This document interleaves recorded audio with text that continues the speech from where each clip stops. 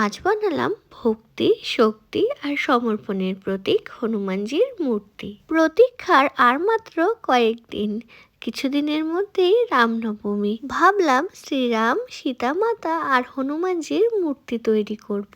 কিন্তু চোখ বন্ধ করে কেমন মূর্তি বানাবো ভাবতেই চোখের সামনে ভেসে উঠল এই মূর্তিটি। আসলে রামজি আর সীতা মাতা তো বজরংবলীর হৃদয়ে বিরাজ করেন, তাই মনে হলো তিনটে আলাদা মূর্তি বানানোর কোনো প্রয়োজনই নেই। আর বানিয়ে ফেললাম এই মূর্তিটি।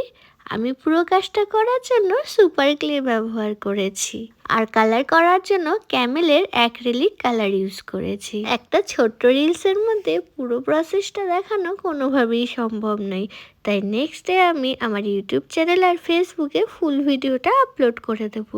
যারা পুরো ভিডিওটা দেখতে চাও অবশ্যই দেখে নিও। এই যে আমার প্রথম গুরু, আমার বজরংবলীর পুরো লুক।